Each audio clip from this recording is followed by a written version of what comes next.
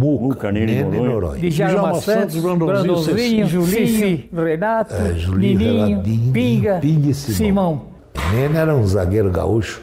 Djalma Santos, o Lorde. E o Brandãozinho era muito técnico, bom jogador, viu? O Júlio Botelho era algo sensacional. Simão, pernambucano, depois jogou no Corinthians.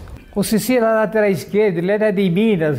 Sem dúvida era o melhor time do Brasil. A Portuguesa tinha um plantel espetacular. O time da Portuguesa era muito bom, viu? Mas bom mesmo, viu?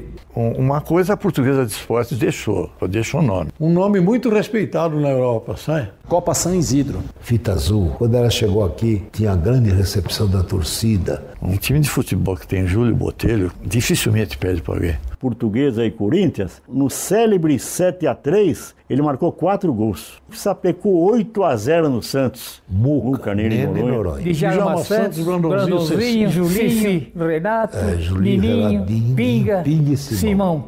Esse é o timaço histórico.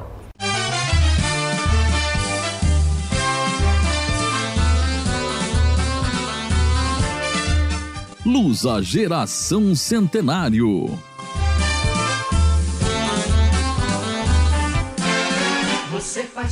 Olá, torcedor da Lusa e amante do futebol. Seja muito bem-vindo a mais um episódio do podcast Lusa Geração Centenário.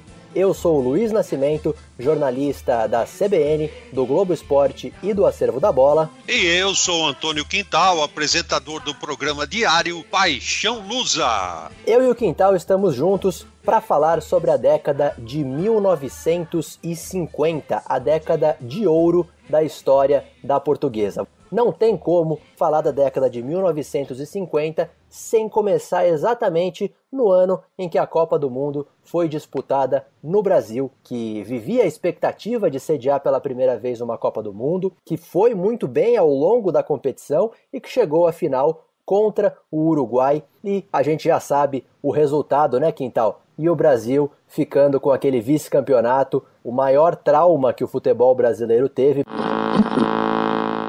Gigia, frente a Augusto, no lo pudo parar nunca. Viene el tanto del empate. Aquí se abre ya la perspectiva de la victoria para el bizarro team de Obdulio Varela. Júbilo, en cambio, en la avenida 18 de Julio, en Montevideo. Se abría la esperanza de una nueva conquista.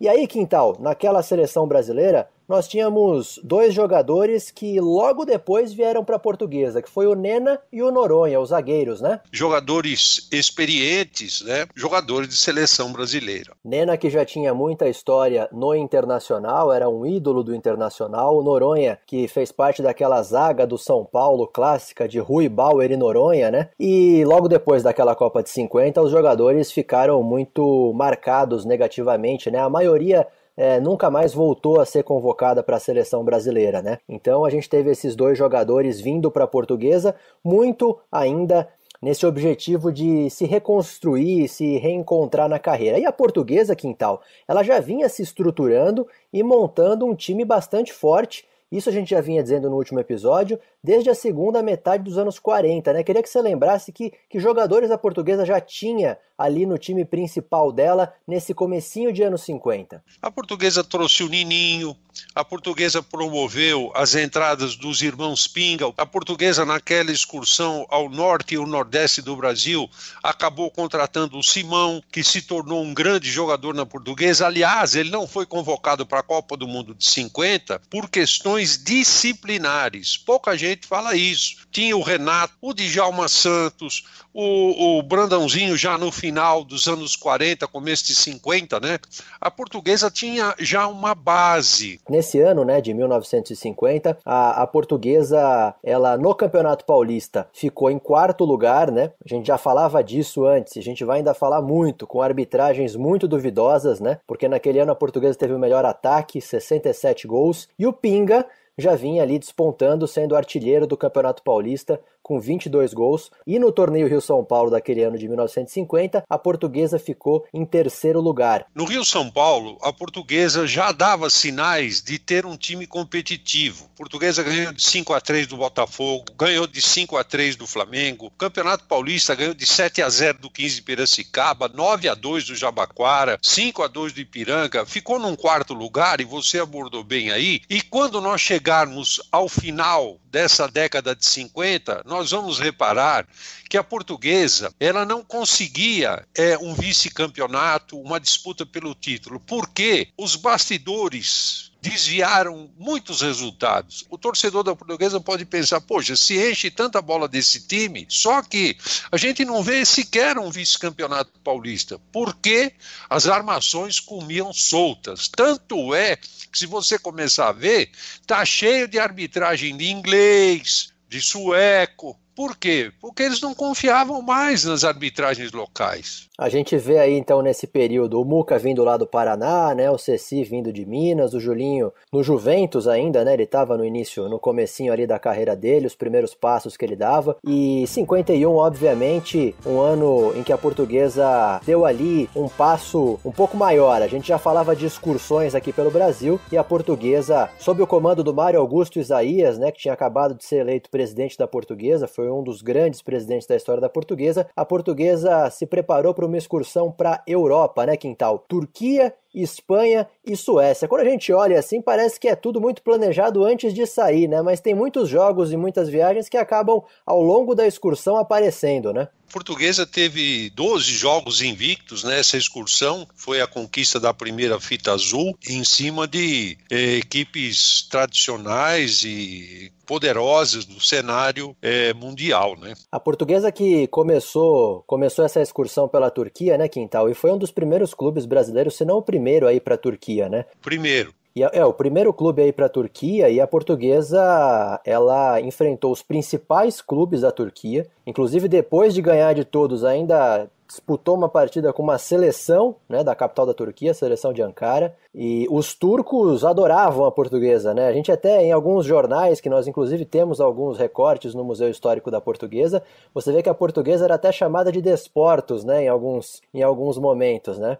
E ali, mais do que a Portuguesa, eles viam um representante do futebol brasileiro, né? E encantou muito na Turquia, uma viagem inusitada para a época, né? Encantou o futebol turco, claro que o futebol turco da época não era a mesma qualidade de hoje, mas o fato é que o futebol na Turquia, ele sempre foi um futebol de muito fanatismo, mas de muito reconhecimento também à qualidade das equipes que se apresentavam por lá, da forma que a Portuguesa se apresentava. A Portuguesa abriu frente para ela, abriu portas, não só no cenário turco, mas no cenário europeu, né? Mas principalmente quando ganhou de um Atlético de Madrid de 4-3 dentro de Madrid, não era simples. É muito importante a gente destacar, né? São Isidro é o padroeiro da cidade de Madrid, né? E sempre nessa data há uma festa até hoje muito tradicional em Madrid, que envolve de tudo, música, dança, culinária,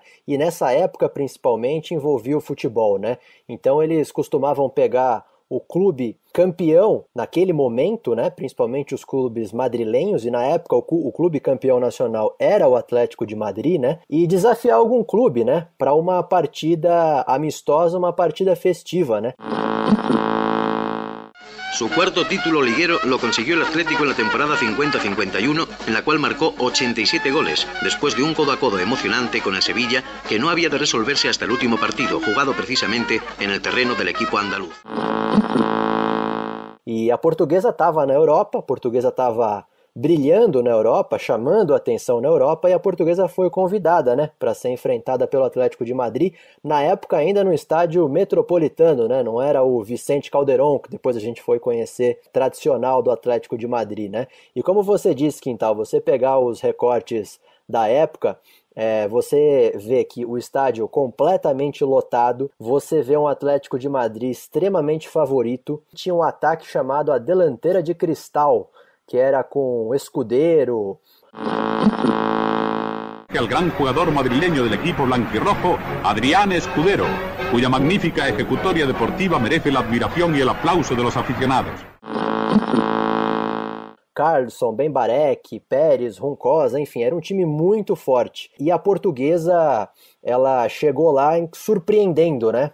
Afinal de contas, não se conhecia tanto, né, do futebol brasileiro, mas o espanhol ainda tinha também aquele imaginário da seleção brasileira que goleou a seleção da Espanha um ano antes na Copa de 50, né? Então você enfrentar a Portuguesa era quase como uma revanche também daquele Brasil e Espanha da Copa de 50, né, Quintal? Exatamente, era uma extensão da Copa praticamente, né? Porque os espanhóis queriam dar o troco. Nota sensacional da torcida brasileira cantando a marcha Agarrei o Touro à Unha. Bola com o Jair. Atrasou para Zizinho. Vai levando o Zizinho. Vai se aproximando do campo contrário. Vai progredindo ainda. Terminou o jogo. Terminou o jogo com a vitória dos brasileiros por 6-1. E foi preparada toda uma situação para que parte daquele vexame da Copa do Mundo do ano anterior fosse resgatado com uma vitória. Recentemente eu estava conversando com o Alberto Miranda, do Museu Histórico da Portuguesa, e ele tem alguns recortes, inclusive de jornais espanhóis da época, trazendo o relato desse jogo, né? Ali dava para você ver o espanto deles com os brasileiros. Eles falavam que eram jogadores fisicamente muito fortes, que eram muito rápidos, que o Pinga surpreendeu o Atlético de Madrid, principalmente no começo do jogo, e eles próprios citavam ali nas entrelinhas que, mesmo com uma arbitragem amigável, o Atlético de Madrid não conseguiu reverter o placar e a Portuguesa fez esse histórico, né, 4-3 no Atlético de Madrid e trouxe de lá uma taça. Vale a gente lembrar, a fita azul não era uma taça, mas a Taça San Isidro acabou sendo a grande taça representativa daquela primeira fita azul, né, Quintal? Ah, sim, a referência dessa primeira fita azul foi essa conquista por todos esses detalhes. Então a Taça San Isidro, tanto é que ela fica exposta no Museu Histórico da Portuguesa, numa situação de realce, numa situação de destaque. Digamos que ali se sacramentou a escalação histórica da Portuguesa, né, Quintal? De Muca, Nena e Noronha, Djalma Santos, Brandãozinho e Ceci, Julinho, Renato, Nininho, Pinga e Simão. O Santista, por exemplo, vai falar um ataque lá de Dorval, Mengalvo, Coutinho, Pelé e Pepe. O da Portuguesa, Julinho, Renato, Nininho, Pinga e Simão. E assim vai, o Flamengo de Zico, o Vasco lá de trás, do próprio Dinamite, e lá atrás ainda o Vasco lá de Friaça. E vai por aí afora. Então, para o torcedor da Portuguesa, o que ele tem na mente, na ponta da língua, é esse time aí, de Muca a Simão. A Portuguesa recebeu esse prêmio Fita Azul do jornal A Gazeta Esportiva, que era o principal diário esportivo que havia no Brasil.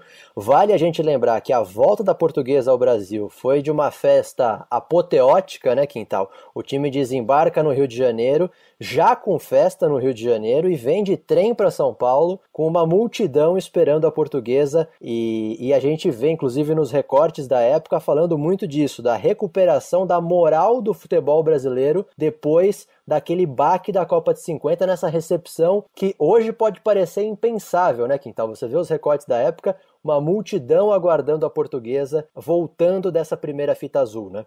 Essa conquista da Portuguesa, ela foi emblemática e ela teve o respaldo popular. Esse respaldo popular, ele ficou estampado nessa recepção à delegação quando voltou à nossa cidade. Essa multidão continha tricolores, corintianos, palmeirenses, santistas nem tanto, que o Santos ainda desenvolvia, o Santos estava num embrião de desenvolver torcida ainda. A quarta força paulistana era a Portuguesa, paulista. Foi um cenário que eu acho que hoje não teríamos mais, infelizmente. Vale a gente lembrar que naquela época o calendário do futebol brasileiro era diferente e a Portuguesa ainda teria ali no fim do ano a disputa do Campeonato Paulista. A Portuguesa ficou em terceiro lugar, não é qualquer colocação, mas o que marcou esse campeonato para a Portuguesa foi uma partida no dia 25 de novembro, uma partida contra o Corinthians, uma goleada histórica da Portuguesa. 7-3, né? Quando foca esse assunto dessa goleada, 51, 4 gols de Julinho, show da Portuguesa no Pacaembu, a pessoa pensa que é um fato isolado. Não é. A Portuguesa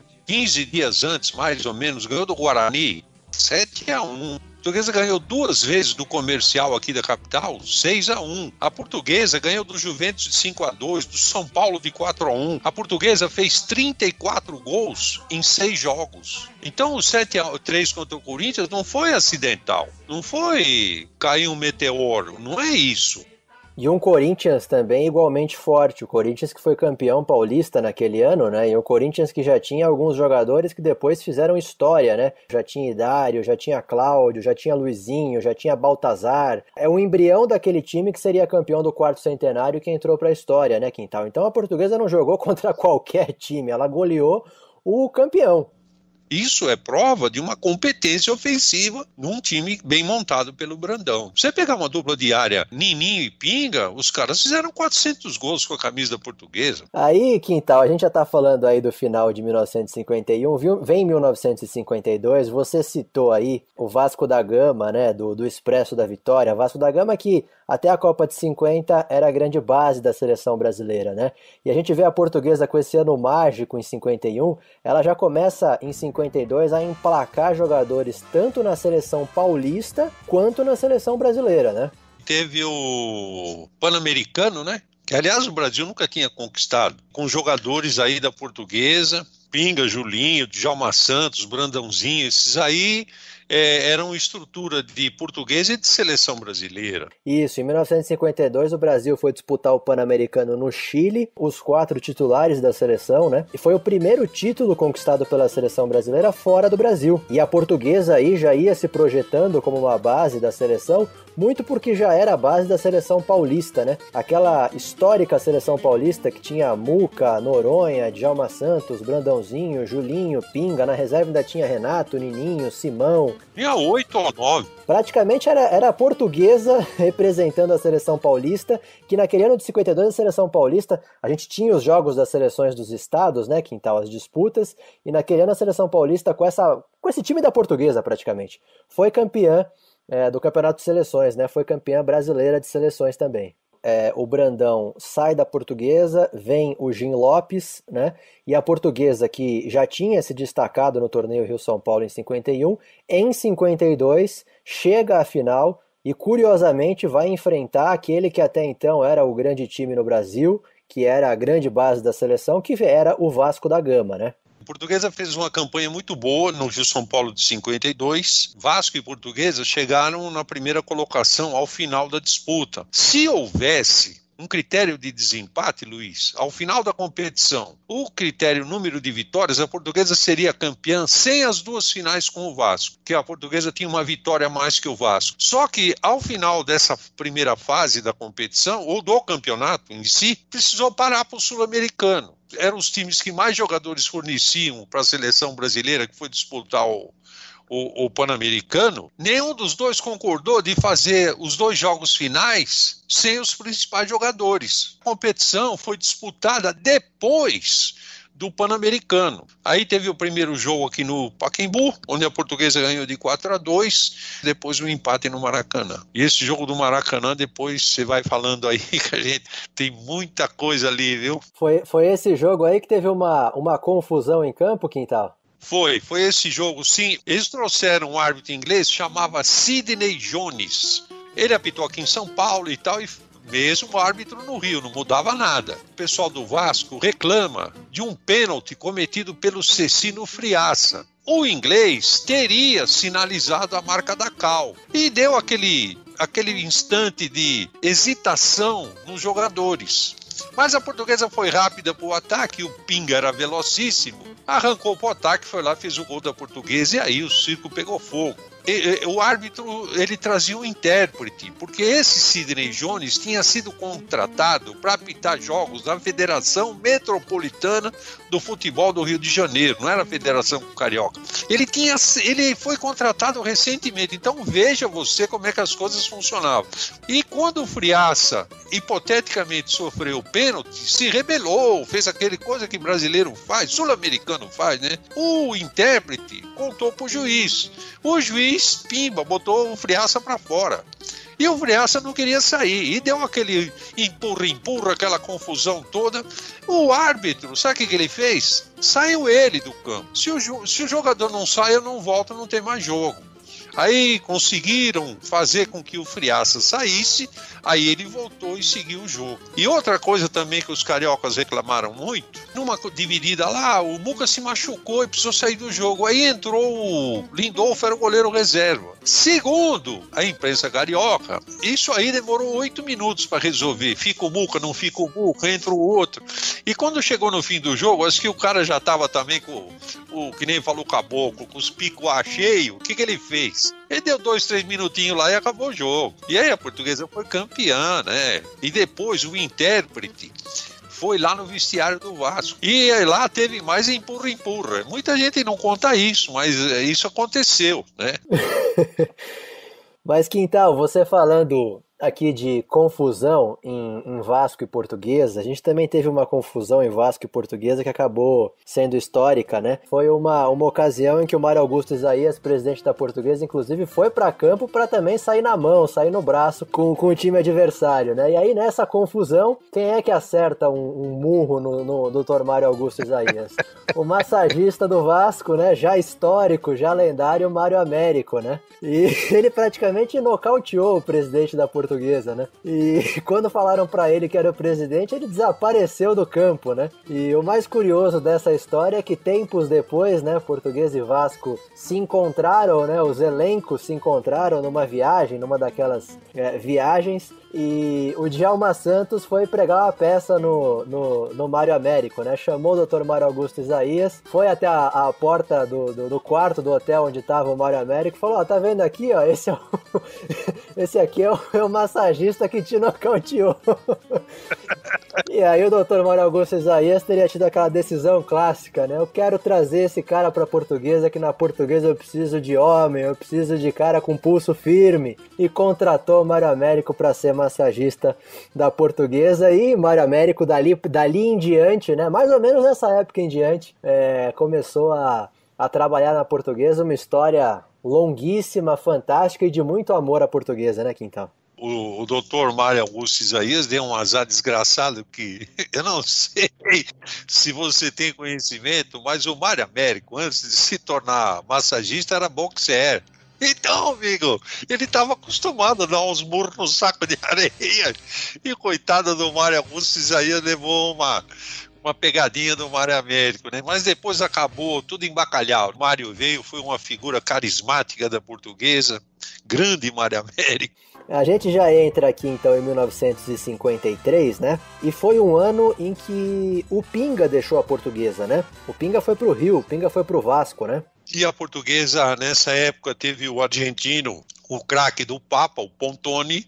Teve o Atis, que era um jogador que veio da Ponte Preta, o Santo Cristo, futebol carioca, rodou alguns clubes aqui do interior também. Lembro muito, Quintal, quando, para fazer o filme Rubro Verde Espetacular, a gente foi entrevistar o Genê, né? Genê que também foi atacante, né? E ele contava muito isso, da ida do Pinga pro Vasco e a Portuguesa procurando um atacante, procurando um centroavante. Você citou aí vários nomes e ele contava que também num jogo Portuguesa e 15 de Piracicaba, ele brilhou e ele era um destaque do 15 e acabaram trazendo ele também para a Portuguesa. Ele fala que aquela saída do Pinga, ele dizia que tinha sido a grande oportunidade para ele vir para a Portuguesa, ele que também teve uma história muito bonita e tinha um carinho enorme pela Portuguesa.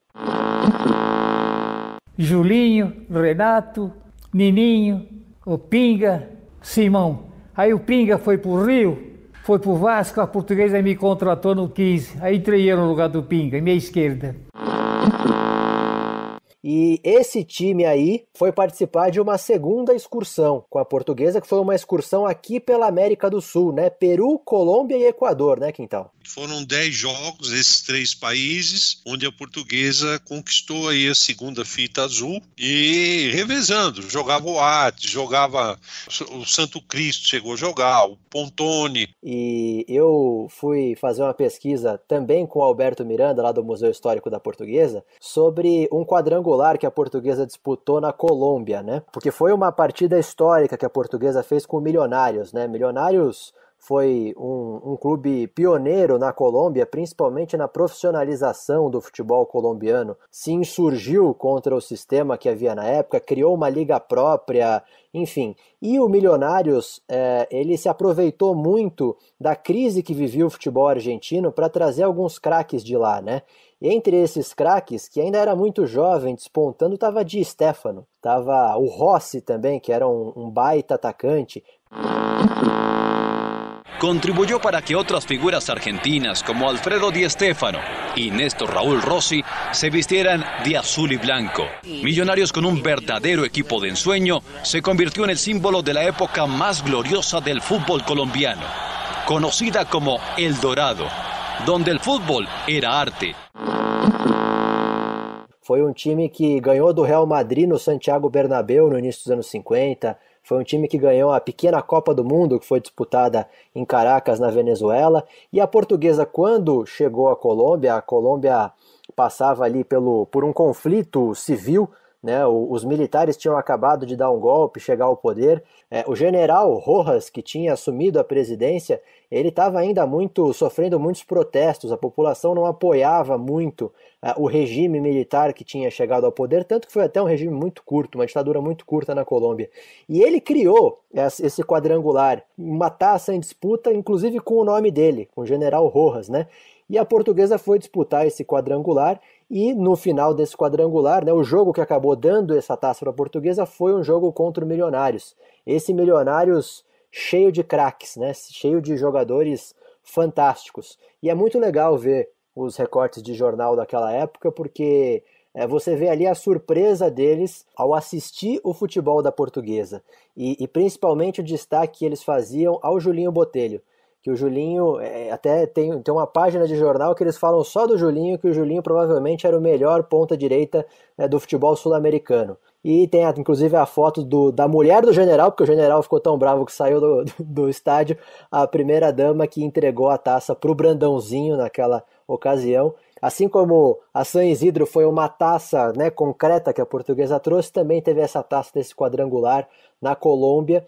Hoje, olhando lá atrás, pensando que são jogos amistosos, a gente tende a achar que tinha menos valor, mas não, naquela época era uma coisa muito importante. A gente não tinha tantos campeonatos, o mundo não era tão integrado como é hoje, e tinha um poder, né, tinha uma importância, um peso muito grande essas excursões e esses amistosos, né? Porque antigamente, Luiz, eu tive, graças a Deus, essa oportunidade de conviver com pessoas que se sentiam honradas de ser reserva da Portuguesa. Eu fui reserva da Portuguesa 2 anos. Eu já teve jogador que falou isso para mim. Então, jogar futebol profissional não era só o lado financeiro. Tinha um lado amador que até se sobrepunha ao profissionalismo. Hoje, houve uma inversão de valores. Tem uma história, meu pai, ele veio de Portugal, ficou um tempo no Rio. No Rio, ele começou a gostar de futebol, era menino, torcedor do Vasco, veio para São Paulo. Teve um amistoso, Vasco e Palmeiras aqui no Pacaembu, amistoso, lotação total. 60 e não sei quantas mil pessoas para um amistoso. O meu pai, para conseguir ver o jogo, Luiz, ele teve que alugar num bar lá de cima, onde tem a marquise do Pacaembu, ele alugou uma caixa de cerveja de madeira, vazia, lógico, pagou para o cidadão, para ele subir na caixa e ver o jogo lá de cima, por cima dos outros torcedores que já estavam de pé na marquise. Amistoso. Porque era outro espírito. Os caras, mesmo sendo amistosos, jogavam para ganhar, jogavam para honrar a camisa que eles vestiam. Então, essas competições, esses quadrangulares, eles eram importantes, sim. Eu citei aqui o Gené, né, que eu pude entrevistar para o filme Rubro Verde Espetacular. Na ocasião, a gente também entrevistou o Orestes, né? O Orestes e o Gené são exemplos de jogadores que muitas vezes ficaram no banco de reservas na Portuguesa. Mas eles tinham um carinho tão grande, um orgulho tão grande em dizer, olha, eu estava naquela delegação que foi fita azul, ou eu estava naquela delegação que tinha Julinho, que tinha Djalma Santos, que tinha Pinga.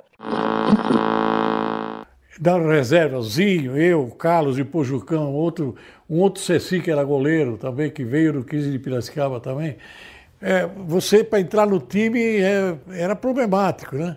Eu joguei com o Julinho, nossa, era uma coisa maravilhosa, sabe? A gente se empolgava até dentro do campo de ver o que eles conseguiam fazer com a bola, né? Em 53, a Portuguesa ficou em 4º lugar no Campeonato Paulista. Aí a gente já entra em 54, Quintal, até porque naquela época o Campeonato Paulista começava num ano e terminava no outro, né? Em 54 a Portuguesa perdeu mais um grande jogador, que foi o Simão, né? Exatamente, o Simão acabou indo para o Corinthians, foram praticamente 5 anos a 6 que o Simão foi titular ali, a ala esquerda da Portuguesa, Pinga e Simão, depois Edmur, e foi por aí afora. Então, com a saída do Simão, a Portuguesa perdeu essa referência do lado esquerdo. Aí chegou o Ortega. E o Ortega, inclusive, no ataque, né, ele integra a delegação que vai de novo para a Europa, né? A Portuguesa, né, ainda continuando as excursões pelo exterior, a Portuguesa volta para a Europa em 1954, inclusive vai fazer uma excursão esse ano aí, bem mais longa do que ela costumava, né? Então a Portuguesa passou pela Inglaterra, pela França, pela Alemanha, pela Bélgica e pela Turquia. A Portuguesa, quando volta à Turquia, ela também é recebida com muito carinho pelos turcos que já conheciam a Portuguesa e quiseram levar a Portuguesa de volta. E a Portuguesa ela era comandada por outro técnico já, né, Quintal? Era o Abel Picabea? Isso, o Abel Picabea, o treinador. E quando você falou aí de 5 países, a Portuguesa fez 20 jogos nessa excursão. 19 jogos sem perder. Perdeu o primeiro, só na Inglaterra. Depois ganhou, empatou os outros todos. Era uma viagem de praticamente 48 horas, o avião era um pinga-pinga danado, né? E tanto que a única derrota que a Portuguesa teve foi logo na estreia, foi logo o que chegou na Inglaterra contra o Arsenal, né? E vale a gente lembrar que ela, enfim, foi goleada, quem vai buscar só o resultado, só vê ali o resultado de goleada, acha que foi apenas uma superioridade técnica, mas a Portuguesa tinha acabado de chegar, mal tinha descansado e pegou um frio terrível. Foi um dia, inclusive, que nevava na Inglaterra, quando a Portuguesa foi derrotada pelo Arsenal. Tanto que depois, quando teve mais tempo, inclusive, para se preparar, para se agasalhar, para treinar e tudo, aí o time foi pegando no breu, né, Quintal, vamos dizer assim. No filme, né, dos anos de ouro da Portuguesa, os próprios jogadores, né, os remanescentes da época falavam isso, né? Chegamos lá, depois de 3 dias de viagem, a temperatura lá embaixo, foi praticamente chegar e ir pro jogo. Naquele mês que nós jogamos, fevereiro, na Inglaterra faz muito frio, umidade, cai neve, e nós não estamos preparados, fomos tudo com o nosso fardamento, camisa manga curta, calção, quase morremos de frio. Mas depois, olha, aí disparou. Quer dizer, uma situação totalmente adversa, totalmente contrária, que, lógico, não é assim. Você liga o botão, vamos jogar futebol, não existe isso. As fotos, né, que a gente tem desse jogo contra o Arsenal, você vê jogador se cobrindo com toalha, que é o que tinha, no meio daquele frio todo que eles estavam sentindo. Depois o time deslanchou e no final da excursão, né, quando a Portuguesa estava na Bélgica, ela foi desafiada pelo Sheffield Wednesday, né, que também era um time inglês, era finalista, inclusive, da Copa da Inglaterra. A Portuguesa meio que queria uma revanche, né? E o Sheffield achando também que ia meter uma goleada como o Arsenal meteu, né? Só que aí o Sheffield ainda perde por 6-0 para a Portuguesa. A Portuguesa ali já estava muito bem, foi para sacramentar aquela excursão fantástica. E vale ressaltar, hein, Quintal? A terceira fita azul da Portuguesa foi sem o Julinho Botelho, sem o Brandãozinho e sem o Djalma Santos, que estavam na seleção brasileira. Exatamente, eles estavam no Mundial da Suíça, 54. É Djalma Santos que vai cobrar, atenção, atirou, gol do Brasil! Djalma Santos de pênalti, fuzilou com um tiro rasteiro no canto, abrindo a contagem para a equipe do Brasil. Vale lembrar também, viu, Luiz, que em 54 a Portuguesa foi convidada a fazer um amistoso em Lima contra o Universitário, Estádio Nacional de Lima, no Peru. por causa que a Portuguesa já tinha ido lá, já tinha no ano anterior conquistado a segunda fita azul, aquela coisa toda. No futebol antigamente tinha muita história da revanche, uma revanche, convidaram a Portuguesa, e a Portuguesa foi, ganhou de 8-1 do Universitário lá em Lima. O Universitário de Lima, a Aliança de Lima, eram as grandes equipes peruanas da época. E também tem uma lembrança, né, para muito torcedor, para os mais antigos, que é uma lembrança triste, né, Quintal? Mas aí já de volta ao Brasil, já depois da festa pela terceira fita azul, a Portuguesa disputando o Campeonato Paulista, né, teve um Português e Ipiranga no Pacaembu, em que a Portuguesa perdeu um jogador em campo, né? O Walter. O Walter morreu em campo em 1954, né? Lateral esquerdo, né? Era o médio do lado esquerdo, o Walter. Acabou falecendo. Eu ouvia muito, Quintal, essa história do Walter, do meu avô. Meu avô disse que estava aquele jogo no Pacaembu e ele falava muito desse jogo. E eu lembro que eu queria pesquisar sobre esse jogo, aí fui atrás dos jornais da época para saber mais sobre esse jogo, né? Eu lembro que num desses recortes de jornal que eu vi, até o árbitro dizia, né? Porque na verdade ele passou mal no primeiro tempo, né? Foi um derrame, né, que ele teve. E ele foi retirado de campo e o jogo seguiu, né? Tanto que a Portuguesa no segundo tempo fez 3 gols, ganhou de 3-0. E o árbitro dizia, se eu soubesse que a situação era tão grave, não tinha dado prosseguimento ao jogo, né? E eu fiquei muito curioso porque você acha muito pouca referência a essa morte do Walter nos jornais da época. Mas porque também coincidiu com o suicídio do Getúlio Vargas, que eu também achei que é uma outra curiosidade. Todo mundo só noticiava o suicídio do Vargas, que tinha acontecido ao mesmo tempo, e até por isso o Walter não é tão lembrado quando se fala desses casos, né, de jogadores que infelizmente morrem jogando, né, Quintal? O suicídio do Getúlio Vargas ganhou manchetes aí de proporções gigantescas, né? Isso acabou escondendo o fato da morte do Walter pela forma que ele aconteceu. Pelo acompanhamento, pelo vulto e pela emoção, constituiu acontecimento único na história do país. Dezenas de milhares de pessoas choraram no último adeus àquele que simboliza uma fase de nossa vida social e política. Quintal, ainda em 54, a Portuguesa disputou o torneio Rio-São Paulo e tem um fato bem inusitado, né? Que foi um Portuguesa e Botafogo no estádio do Pacaembu. A Portuguesa ganhou de 3-1 e é o recorde de expulsões em um jogo só. O juiz expulsou 22 jogadores. Mais uma daquelas confusões generalizadas dentro de campo, né? O jogo tinha um lado já violento, acirrado, e depois a pancadaria acabou se generalizando e a expulsão coletiva, né? Eu acho que no Pacaembu nunca houve uma situação dessa natureza. Com certeza nunca houve, né? Olha, rapaz, eu não sei. Bom, naquele tempo não tinha cartão, senão alguém ia rasgar o cartão dele, viu? Não, quem vai no Museu do Futebol, o Museu do Futebol tem um quadro lá que cita, né, o recorde de expulsões do futebol brasileiro. O Garrincha estava em campo pelo Botafogo, Nena e Ceci pela Portuguesa, e a Portuguesa estava ganhando o jogo, ganhou o jogo de 3-1, porque depois das 22 expulsões não teve como continuar o jogo, né? Foi o lance que o Tomé, que era jogador do Botafogo, se irritou com o Ortega, né, jogador da Portuguesa, que ele achava que o Ortega estava fazendo muita catimba, né?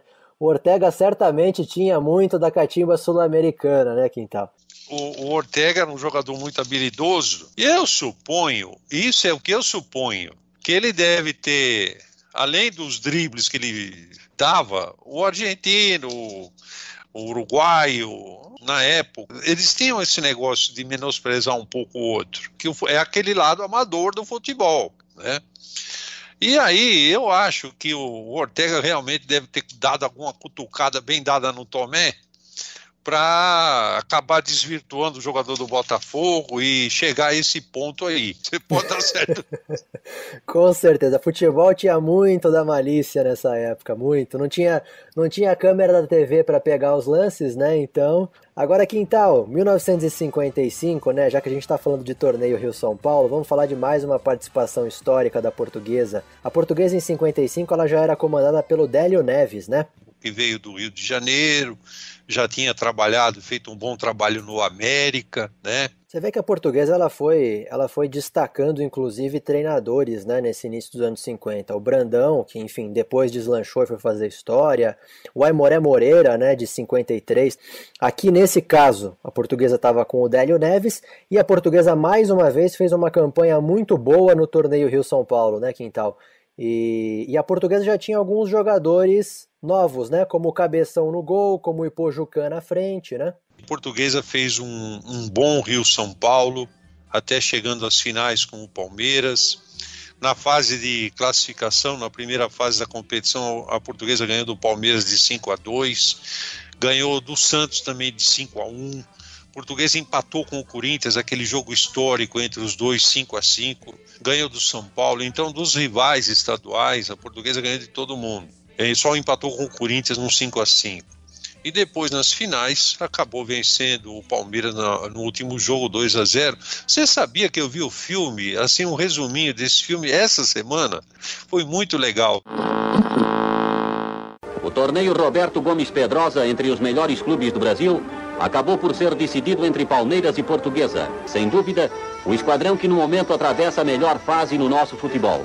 Na segunda e decisiva partida, a Portuguesa entrou com o Julinho, que estivera ausente no domingo anterior. No primeiro tempo jogaram de igual para igual. Julinho, porém, não perdoou e balançou as redes alviverdes. No segundo tempo, Ipojucan compôs 2-0, que valeram o título para a Portuguesa. Foi uma conquista também de um futebol bem agressivo, né? Você vê que numa competição dessa, a Portuguesa fez 21 gols em 5 jogos, dá uma média de 5 pontos alguma coisa. É sinal de força ofensiva. Os caras fazem 2 aqui, eu faço 3 lá e ganho o jogo, acabou. Agora, Quintal, você falando de ataque aí, vamos lembrar então, já que a gente está falando de 55 no Campeonato Paulista, a Portuguesa meteu uma sonora goleada no Santos, que seria o campeão daquele ano, né? A Portuguesa ganhou de 8-0 no Pacaembu, e assim como foi em 51, os 7-3 contra o Corinthians, isso não foi acidental. Eu me lembro de uma declaração do Pepe, assim, ele dizendo, olha, foi um jogo bom, o Santos atacou bastante a Portuguesa, e resumidamente assim, ó, nós atacávamos, a Portuguesa atacava e fazia. Então, isso mostra que porque eram duas equipes assim, né? Duas equipes que buscavam o gol. E a Portuguesa, numa grande jornada, acabou ganhando de 8-0. Normal para a época, né, Luiz? Dificilmente você via um 0-0, 1-1, aquelas coisas amarradas, ruins de se assistir. Agora, nesses 8-0, Quintal, você destacou o fato de a Portuguesa já não ter o Julinho, né? Vale a gente lembrar, o Julinho se destacou muito na Copa de 54, com a camisa da Seleção Brasileira, e já lá ele despertou a atenção dos italianos, né? Ainda voltou para cá, ainda foi campeão do Rio-São Paulo de 55 com a Portuguesa, mas aí não teve jeito. A Portuguesa vendeu o Julinho para a Fiorentina da Itália, na época uma transação milionária, né? Não se costumava ter transações tão grandes como essa, 5,5 milhões de cruzeiros, né? 90 mil dólares, você imagina o que não era 90 mil dólares naquela época, né? E o Julinho Botelho foi vendido para a Fiorentina. Onde o técnico italiano da Fiorentina falou para o presidente, contrata esse jogador que nós vamos ser campeão italiano. Ele atendeu o pedido do treinador, e ele foi para a Fiorentina e foi campeão italiano. Quer dizer, o treinador não estava errado, né? La grande Fiorentina, convocata poi quasi in blocco per la nazionale, ecco un tiro del grande Julinho, per fortuna il palo aiuta Viola. Não à toa, até hoje, esse título que o Julinho conquistou é lembrado e reverenciado em Florença, na Itália. A família do Julinho vai praticamente todo ano para lá a convite da Fiorentina para ser homenageada. Julinho, que abdicou da convocação para a seleção brasileira em 58 por não achar justo porque estava jogando fora, acabou abrindo espaço para o Garrincha jogar, né? Inclusive em 62 até o Aimoré Moreira ainda queria o Julinho na seleção e ele de novo não achava justo, né? E foi um jogador que não foi importante para a Portuguesa só nos gramados, né? A gente está falando de uma Portuguesa que está abrindo mão de alguns craques, como a gente já vem falando nos outros episódios aqui, ela vinha buscando se estruturar como um clube social, buscando um espaço, né, Quintal, para ela ter um estádio, para ela ter uma sede digna. Nessa primeira metade aí de anos 50, a gente ainda está falando de uma Portuguesa que está no Largo São Bento, uma Portuguesa que não tem um estádio próprio. E essa venda do Julinho Botelho foi crucial, né, para a Portuguesa, logo depois, um ano depois, comprar o terreno onde hoje a gente tem o Canindé, né, Quintal? Já com 30 anos de fundação, um pouquinho mais, Portuguesa precisava solidificar esse lado patrimonial, porque a Portuguesa tinha diversas modalidades, né? A Portuguesa tinha equipes na época se chamava bola ao cesto, basquete, tinha equipes de basquete, pessoal do atletismo, equipes de ping-pong, né? A Portuguesa tinha mesa de sinuca, essas coisas todas, que não era só para sócio, né? Aquilo era frequentada pelos jogadores também. 1955, Luiz Portes Monteiro é eleito presidente, né? Uma das grandes ações dele foi criar um conselho patrimonial, que era um grupo que ia estudar onde a Portuguesa poderia construir um estádio, comprar um terreno. Você vê, na época, as discussões passavam por vários lugares. A Portuguesa cogitou ir para Vila Mariana, para o Caxingui, para Moca, para Vila Guilherme. E já em 55 se decidiu pelo Canindé, que a negociação só foi concretizada mesmo em 56, né? Quando a Portuguesa encontrou esse terreno, era de um clube alemão, né, o Deutsche Sportive Club, que durante a Segunda Guerra Mundial, esse clube ele foi incorporado ao São Paulo Futebol Clube, né, e aquele terreno passou a ser usado como campo de treino do São Paulo. A Portuguesa não comprou o terreno do São Paulo. O São Paulo já tinha vendido o terreno para a família Sadi e a Portuguesa comprou o terreno dessa família. Mas vale lembrar, né, Quintal? Ali era basicamente só um campo, né? E em volta era um brejo, né?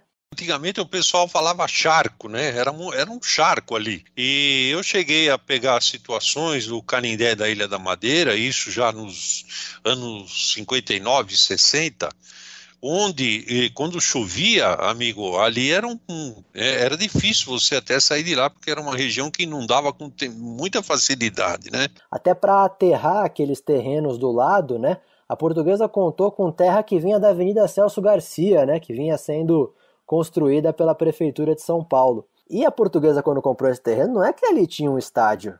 Ela teve que construir alambrado, construir arquibancada de madeira, né, Quintal? E ali tinha um campo de treino. Tanto é que o São Paulo mandava os seus jogos no Pacaembu. Depois a Portuguesa construiu o estádio de madeira, tanto é que recebeu o nome de Ilha da Madeira, numa primeira etapa. Então aquilo ali foi construído por etapas. E a estreia da Portuguesa na Ilha da Madeira foi contra um combinado do São Paulo e do Palmeiras, né, Quintal? A Portuguesa ganhou de virada, né? 3-2 sobre esse combinado do São Paulo e Palmeiras. Você vê que em 56 a Portuguesa já fica em 6º lugar no Campeonato Paulista. Você vê que já é um movimento também da Portuguesa investir muito na parte social, né? Então em 57 os jogadores passam a concentrar na Ilha da Madeira, também foi fruto de muito esforço criar essa estrutura. Foi lançada a pedra fundamental das piscinas. Quando a gente fala hoje das piscinas, hein, Quintal? Se a gente imaginar, 57 a Portuguesa estava começando a construir as piscinas. 63 anos passados, né? Quando foi destruída, eram 62 anos, né? Quer dizer, você jogar fora uma história de 62 anos é muito complicado. Em 57 a gente tinha o Djalma Santos sendo um dos destaques da seleção brasileira na conquista da Copa Roca contra a Argentina. O Pelé, inclusive, estreava. E aqui, Quintal, eu quero até que você conte uma história, porque foi em 57 que a Portuguesa, pela primeira vez, enfrentou o Santos com o Pelé em campo, né? Um jogo na Vila Belmiro, rapaz, e o nosso querido Edson Arantes do Nascimento tomou conhecimento da força da Portuguesa. Primeira vez Santos e Portuguesa, com o Pelé vestindo a camisa do Santos. A Portuguesa não tomou conhecimento do Santos, nem com Pelé, nem sem Pelé. Ganhou de 4-2 lá na Vila, um jogo que acabou entrando para a história também. A Portuguesa era dirigida pelo Flávio Costa. Vale lembrar também que esse ano o campeão gaúcho era o Renner, uma equipe que não existe mais no cenário gaúcho. O Valdir Joaquim de Moraes era o goleiro, N. Andrade, tinha um bom time, o Renner, campeão gaúcho. E a Portuguesa jogou com o Renner, ganhou de 6-0 do Renner. 5-2 no Corinthians, 4-2 no São Paulo, 4-0 no São Paulo, e destaques também para a chegada do Raul Klein, que era um jogador gaúcho do Internacional, o próprio Alfeu, claro, com o Ipujucan. Então foi uma campanha muito boa, e a Portuguesa praticamente deixando de jogar no Pacaembu para ir para o Canindé. Portuguesa que em 57 terminou o Campeonato Paulista em 4º lugar, mais uma boa posição para a gente destacar aí. Em 58 também a equipe juvenil da Portuguesa era campeã paulista, com um destaque que brilharia nos anos 60, que era o Jair da Costa. Jair da Costa em 58 já estava na base da Portuguesa também, se destacando, né? E a Portuguesa que ainda tinha o Djalma Santos, né, Quintal? O Djalma Santos em 58 foi titular na Copa do Mundo na Suécia, né, pela seleção brasileira. Titular na final, né, na Copa do Mundo de 58. Outro dia eu vi esse jogo, o Djalma Santos jogou muito, tanto é que jogou muito, foi escolhido como o melhor lateral direito daquela Copa. E em 58 foi o último ano do Djalma Santos na Portuguesa, né, ele foi para o Palmeiras também, depois de ter se sagrado campeão do mundo e tal. Portuguesa eu fiquei lá 10 anos e 4 meses. E a Portuguesa queria reformar aquele estádio, então ia a verba, faltava um dinheiro.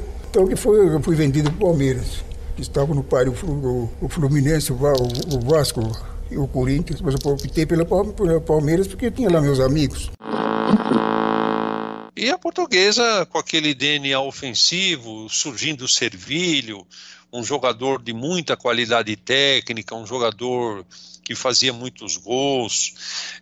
A Portuguesa teve no Campeonato Paulista 6-2 na Ponte Preta, depois 6-0 na mesma Ponte Preta, 6-1 no Noroeste, o Ipiranga também tomou de 6-0, 6-1, 5-0 na Ferroviária, e o Servilho estava começando a surgir. Servilho, filho também de um grande jogador, né? Com o mesmo nome, né? O pai dele. E a Portuguesa no Campeonato Paulista ficou em 6º lugar. Esse foi o ano de um ataque de 96 gols da Portuguesa. A Portuguesa realmente fez muito gol esse ano. Se não me engano, perdeu só para o Santos, que teve 100 e poucos. E uma coisa que eu queria destacar com você, Quintal, em 59 teve 3 jogos em que o Servilho marcou 5 gols, né? 5-1 no Juventus, 5-1 na Ferroviária e 9-3 na Santista, seria isso? Com 5 gols contra a Portuguesa Santista, foi um 9-3 lá em Eurico Mursa. Nem o Santos do Pelé fez isso.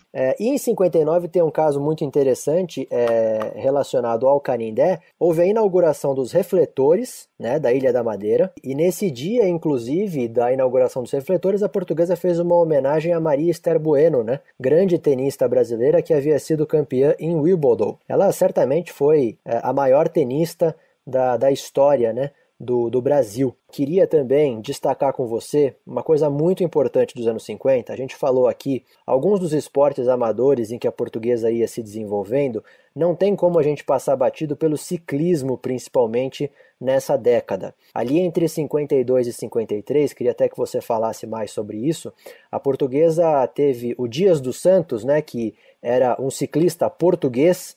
Ele criou o departamento de ciclismo da Portuguesa e começou ali a construir uma história no ciclismo da Portuguesa, né? O ciclismo, ele faz parte da cultura esportiva do povo português, e isso migrou para cá. Em 53, o Antônio Dias dos Santos foi um português, ele ficou com a incumbência de organizar o departamento de ciclismo da Portuguesa. Essa modalidade passou a fazer parte do universo da Portuguesa. E em 55, a Portuguesa começa a quebrar fronteiras, né? O Luiz Carlos Seco, que foi um grande ciclista da Portuguesa, ganha a prova Anésio Argenton. O Dias dos Santos faz a volta São Paulo-São Roque. E o Antônio Alba vai para a Venezuela disputar o Sul-Americano de meio fundo. Ele que em 56 foi o primeiro brasileiro a conquistar a corrida de 9 de julho. Quem não sabe, pode fazer uma pesquisa aí, pode voltar às fotos da época. Parava a cidade de São Paulo uma prova organizada pela Gazeta Esportiva, e a conquista dele foi fantástica, né? A repercussão da conquista, e ele também foi, como o Quintal destacou, a Volta de Portugal. A Portuguesa ganhou 2 etapas dessa volta em Portugal e se destacou muito lá em Portugal. E é muito legal, Quintal, até convidar quem nos ouve para ir ao Museu Histórico da Portuguesa, porque o Antônio Alba, ele deu todo o acervo dele de troféus pro Museu Histórico da Portuguesa. O troféu dele da 9 de julho é um dos mais bonitos que o Museu Histórico da Portuguesa tem. Se você me permite uma dose de humor num assunto tão importante, tão histórico, a doar esses troféus para a Portuguesa, marcou um golaço, fez um gol de bicicleta. Com certeza. Carinho enorme pelo Antônio Alba. Tive a oportunidade de entrevistar o Antônio Alba para o filme do Centenário da Portuguesa, ainda antes dele nos deixar. Adorava a Portuguesa, se emocionava sempre que lembrava da Portuguesa, e a Portuguesa não pode esquecer dessas conquistas e não pode esquecer dessas pessoas que ajudaram a construir essa história fantástica. Quintal, chegamos ao fim de mais um episódio e a gente volta nos anos 60, né, Quintal? Uma satisfação enorme ter falado da década de 50. Aliás, me preparei aqui, pus a camisa do Djalma Santos para fazer esse programa, você está vendo aí, isso aqui merecia essa camisa. Luiz, muito legal, mais uma vez, muito obrigado pela oportunidade, quero agradecer à alta direção da Portuguesa, ao Bruno, vice de comunicações da Portuguesa, jovem, fazendo um trabalho magnífico, agradecer essa oportunidade, para mim, desculpe.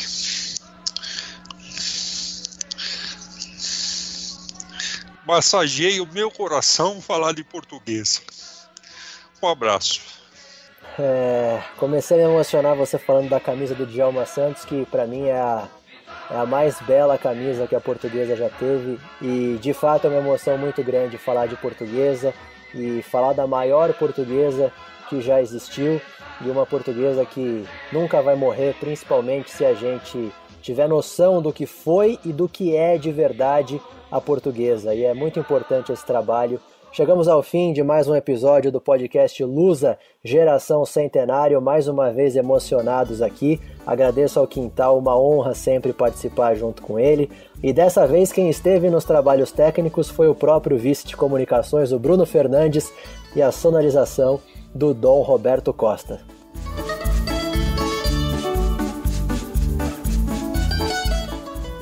Lusa Geração Centenário.